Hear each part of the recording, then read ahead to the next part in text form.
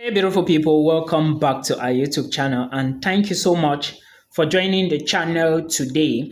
Guys, if this is your first time here, please do not forget there is a subscribe button below this video. Click that button, click the subscribe button, and make sure you turn on the notification bell. When you subscribe, make sure you choose the one with the bell so that when I post the next one, you would be the first to watch. So today I want to talk to you about some information a lot of students, well, it's going to help a lot of internationals. Of course, I know that. And what is this information I want to talk about? And this information is about those of you that will be moving to Canada or that are thinking of actually applying to Canadian colleges or universities, right? Excellent.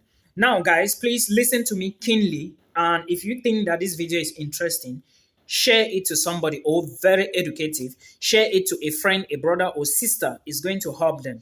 If you want to apply or if you are thinking of moving to Canada in 2024, that is September 2024, because most admissions or school websites now are only open for September 2024. You should put this into consideration. Now, let me first of all talk about what the Canadian government said. Few weeks back, the Canadian government said that they are going to be looking or putting into consideration the number of study visas or the number of international students that are coming into Canada as of 2024 because of what? They have accommodation, that's a housing crisis. Okay, and as I talk to you now, it's not really easy to get accommodation. Well, you will find accommodation, but most of the houses are usually very expensive. So, first thing first, if you are planning to move to Canada, look at the schools that you can afford. Look at schools that you can afford, please. There are some people I did applications to them, and from the look of things, they cannot afford the cost because it is quite expensive. Look for schools that you can afford. Point number one. Now, when you look at these schools that you can afford, you are not just looking at the schools, but you are also looking at the programs they offer. Always remember all the things I've been saying in my videos. For you to convince a visa officer, you need to tell them why you are studying that program. Because you graduated 5 years ago does not mean that you should go and apply for what you graduated for. Let's assume that you graduated with a bachelor's in economics 5 years ago.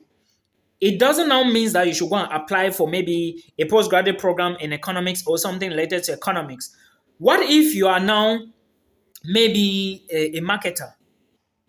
Or maybe let's assume that you are a teacher now and you graduated with economics 5 years ago. It doesn't mean that you are going to be applying for economics. You have to apply for something related to curriculum studies, something related to education, maybe early childhood education, maybe curriculum studies. These are the type of things you should apply for. This is where program choice becomes a priority. Yes, the reason you're applying for this program is to try to get the visa. You have to convince the visa officer to give you the visa. Don't go and say, oh, I do not like what I'm doing at the moment. That's why I applied for this program. Will you be able to defend yourself when it comes to writing your letter of explanation? That is point number one you should be asking yourself. And again, when you defend yourself and get the visa, it's possible you can change the program in Canada. But remember, you cannot switch from a non-DLI to a DLI or a non-PGWP to a PGWP. No. You can only switch from PGWP to PGWP, DLI to DLI, and stuff like that. Okay? So you have to look into this. It is very, very important. This is the first thing. Apply to schools that you know you can afford. Now, there are a lot of affordable schools in Nova Scotia, New Brunswick, British Columbia, Prince Edward Island, even Ontario. I think schools that range from 10,000, 11,000, 12,000, 13,000 are actually cheaper schools, are actually cheap schools. So you should take a look into some of these colleges. I have a lot of videos on this YouTube channel explaining all of this, so you can pay attention to those videos, watch them, and please do more research. There are a lot of videos on this YouTube channel talking about bank statement and how to showing a bank statement is not all about proof of funds. How did the money come about? Who is sponsoring you? What do they do? Can you show documents? So there are a lot of things I mentioned on this channel. Please check them out. The second option is that when applying for these schools, remember early application and requirements is key. Some people, they just apply to schools, they don't look at requirements. If a program like practical nursing or maybe medical laboratory something is asking you for biology, chemistry, physics, and they are saying the minimum qualification is a high school certificate, and you go and you apply for that program, whereas you didn't pass all those subjects, do you think they are going to give you an admissions offer because you later did a PGW, a postgraduate diploma, and had those courses? No. The minimum qualification is they are going to be looking at your high school documents, right? They are going to look at your high school documents before giving you that offer, not the document you did after high school, not the certificate you did after high school. Of course, the certificate you did after high school have an extra advantage, an extra boost, can add value to your application, but they are going to consider your high school certificate first, qualifications first. Now, remember, early application is key. These people assess application, or universities in Canada accept applications according to first come, first serve basis. If you apply today and another person applied tomorrow, they will look at yours first. But schools that will ask you to send extra documents, if those extra documents do not arrive the school, you are not going to be assessed. They are not going to look at your documents. For example, NSCC, right? Now, pay attention to all these details. Is very important. Also take into consideration first tuition deposit and tuition plan. How much do the school ask you to pay as first deposit? How much are they asking you to pay after your visa application? Do they require you to pay some extra money before you move? Do they require you to pay just $500 before you apply for visa? Do they require you $1,000? Do they ask you for more money? Are they actually asking you to pay half of your tuition fee? Consider your tuition payment. And if you do not have this money, do not go for such schools because you are going to be wasting your time. I saw somebody last time, he applied to Seneca College. And at the end of the day, he came telling me that, Milton, I'm not sure I'm going to proceed. Why did you, first of all, apply to the school without considering your budget? Before applying to a college in Canada, already keep your tuition deposit, 500, 1,000 or 4,000 or 1,500. There are various schools, or let me say majority of the schools in Canada will request for half of your tuition. Very few will ask for 500, 1,000 and the rest. So you have to put this into consideration. Now, another thing I want to talk about when you're applying for Canada study visa is, like I said, IRCC have increased, for those of you applying from Cameroon, IRCC have stepped up the number of days you have to wait. According to IRCC now, you are going to be using at least, is it 2 months? 2 months is 8, is it 2 months is 8 weeks, right? Yes, it leaves 6 weeks to 8 weeks. So you are going to be using 2 months to get a reply. Now, another trick I want to tell you is, do not apply to one college. What if the college rejects you at the end of the day?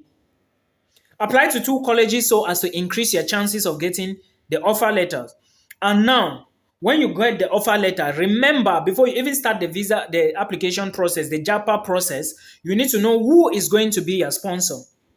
How are you going to get money? Do you have a bank statement? Those of you with microfinances, go and create bank accounts. So, microfinance is not a banking institution for international students to use. You cannot use a microfinance.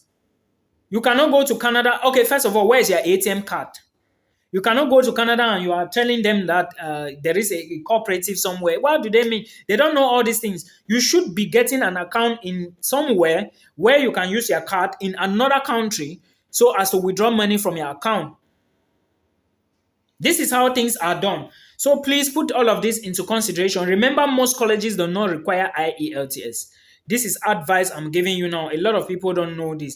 And most colleges will ask you to pay a tuition deposit before you apply for visa.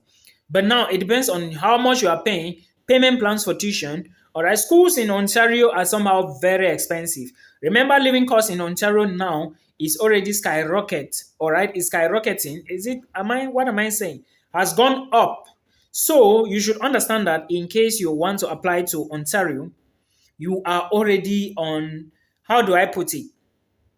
Well, you can still apply to Ontario and you get, of course, people are moving on to Ontario, right? But to me, Ontario is very saturated. So I would suggest that if you want to move to Canada, look at the Atlantic areas. British Columbia, Prince Edward Islands, Nova Scotia, Saskatchewan, Manitoba, and New Brunswick. All these places, some are not Atlantic region, but at least these are places that if you succeed and you enter there, you are good to go.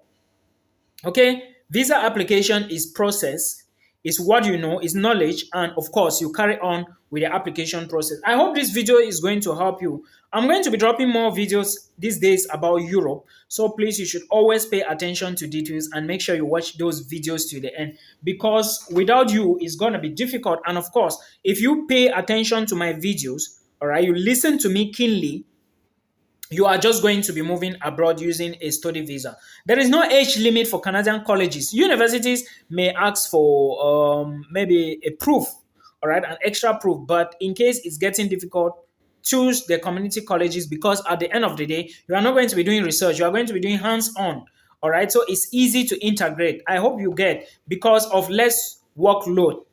Till we meet again in another one. These are the things I said I wanted to explain to you. Also understand that those who want to migrate to Lithuania, you don't need a visa again. You are going to be getting TPR, temporal TRP, temporary residence permit. All right. I hope this helps you till we meet again in another one.